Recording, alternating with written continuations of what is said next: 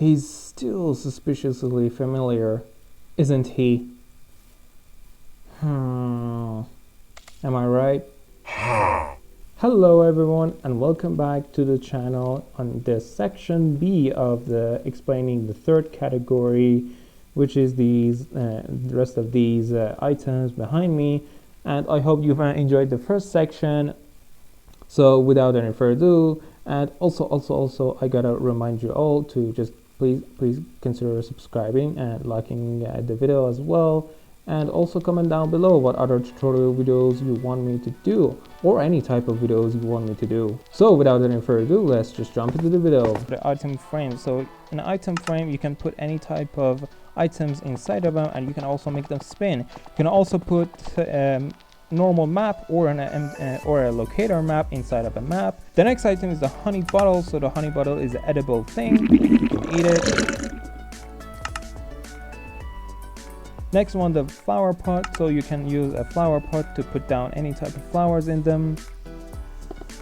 Next one, the bowl, is mostly used for making soups. And the next ones are the buckets. As you can see, there are a lot of them. So the normal empty bucket, the milk bucket, the water, the lava, and the fishes inside of them, the powder snow, the bucket of axolotl, and the bucket of tadpole.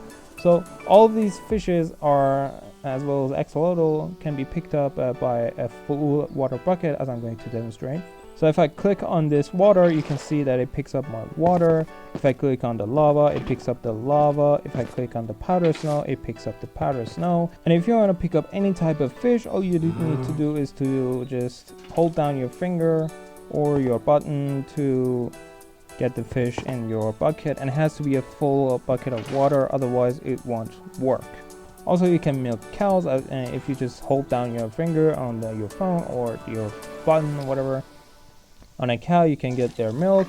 It clears out any type of potion effect. The next items are the head. So the heads any type of head except for the sea head, which is not obtainable through survival, can be put on top on the icon, a head icon on your inventory, as you can see. And the rest of the heads are obtainable through survival. So the next part is the beacon. So if you put down a beacon, you will clearly see that there's like a level of things. If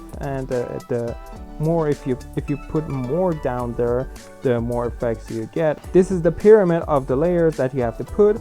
Any type of those items that you see below the effects, the iron, the gold, the diamond, and the emerald, and the netherite, which is the most expensive. If you put them in such a shape, such a pyramid, the beacon will then get activated.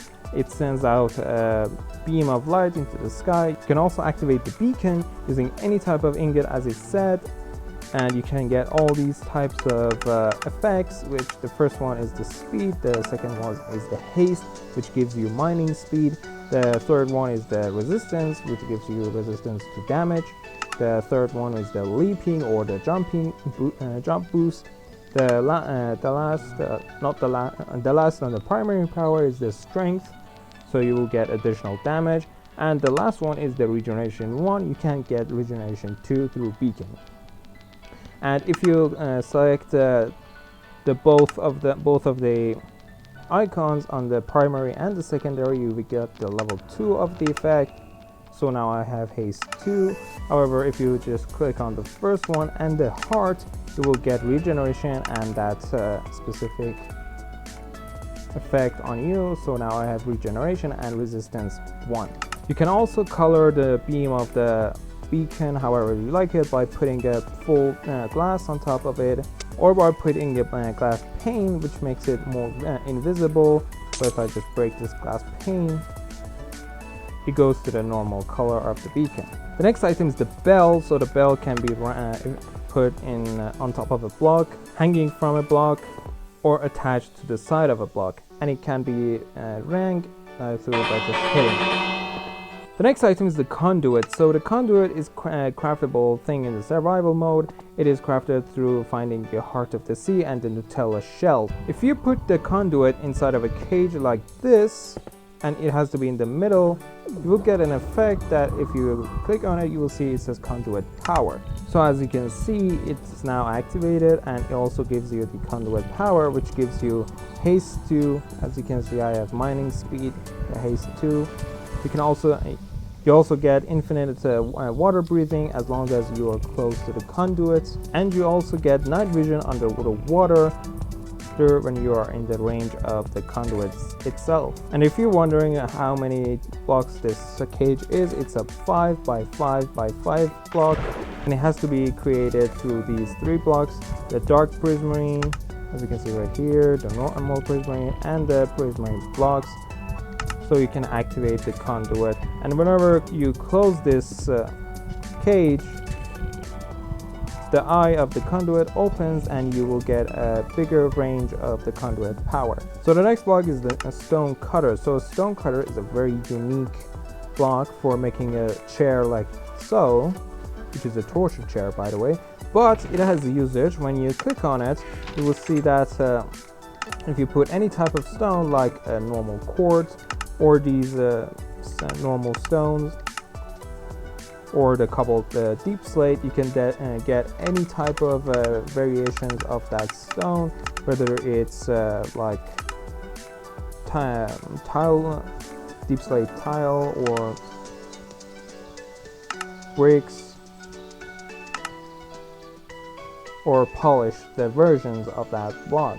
The stone cutter's main purpose is to save resources, as if you just use these blocks to make stone stairs, or like quartz stairs, you will lose a significant amount of the resources making them, because in a crafting table you will have to lose some blocks in order to get what you want. So say for example I want to craft a stone stair, but as you can see, every time I do this, I lose 2 stone, because it gives me 4 stone stairs when I'm putting in 6 stone itself. But when I use a stone cutter, I will get all the blocks as I want them. As you can see, I got all of them, but when it was a 64 stack, I lost about 6 blocks when I used the normal method of using the crafting table. The next block is the end portal, which I already explained in the basics of in the basic video, which you should go check it out on the channel. These next items that I'm going to name are just obtainable in the survival, or just used for their own purpose, like crafting. Normal coal and charcoal. Charcoal is obtainable through smelting logs in a furnace, and these rest of these are mostly used for crafting. As I'm going through all of these, the clay is obtainable through breaking the clay block. The bricks I've already explained in the first video, so you should go also check that one out as well. These items are all available. The heart of the city is available through finding treasure maps and locating the treasure maps location. So you can find treasure maps in a shipwreck, or underwater ruined, or buried treasures, or whatever they call. The scutes are dropped if a baby turtle turns into an adult turtle. So if you want to know how you can get scutes to make these funny hats, the turtle shells,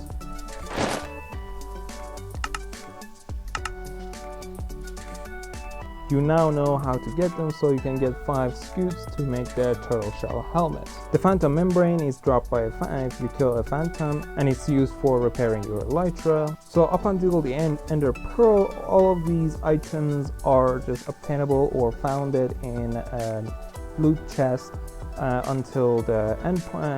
Until these 2 items, the Eye of Ender and the Ender Pearl. So if you use a normal Ender Pearl, you can get teleported into areas that you would like. And if you're wondering what the mob does drop this, it's Enderman, which drops these Ender Pearls.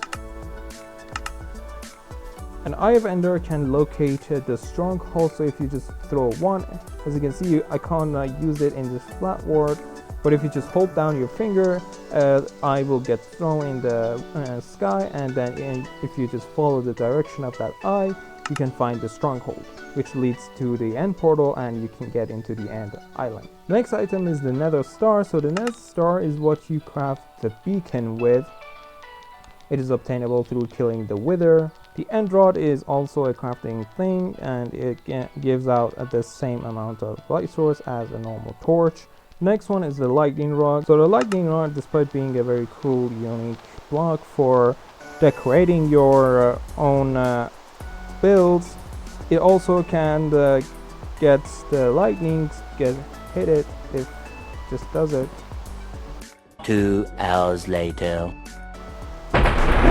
And as you just saw here, it hits the lightning rod and the oxidized copper gets deoxidized. The next item is the ant crystal. So you may have already seen the ant crystal being in the ant island, and it's only placeable on top of an obsidian or a bedrock.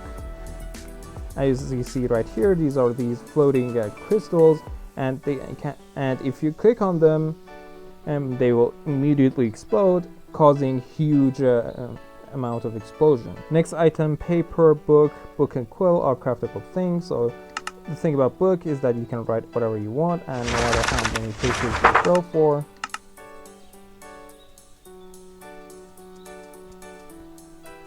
The next items are the enchanted books, which I'm not going to talk about, which they have their own video, which is the enchantment video. So the next items are the normal boats and the boat with chest.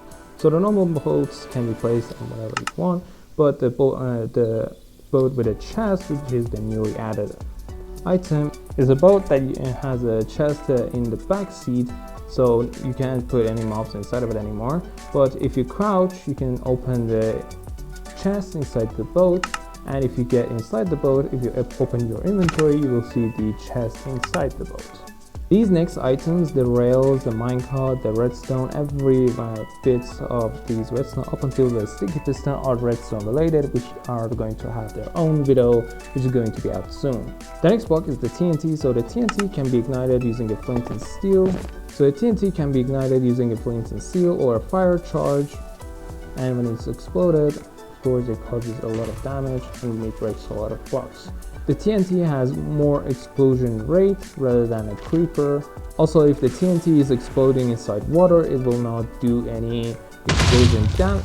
Of course, if you have 2 end crystals right next to it, yeah, this will happen. So I kinda messed that up, but yeah, if you put a TNT inside water, it will not explode any blocks around it. But if you have 2 end crystals like right next to it, of course it would cause a big explosion like this. What a mess. So the next item is the name tag. A name tag is used for naming any type of mods, whatever you want them. So you put them inside of an A.B.W.L and you change the name tag to whatever you want it to be, like. So you can put the name tag on any type of mobs, and then you can see that they get the name on top of them when you have given them their name. So the next block is the loom block, which is related to the banners and the banner pattern as well. So the loom block, when you click on it, you see that you can make different types. You can make different shapes on a banner. All you need to do is just put the banner in there and dye on as well as a banner pattern if you want additional banner patterns on your banners, like so. So this one wasn't here, but if I just take it out, the pattern also goes away. But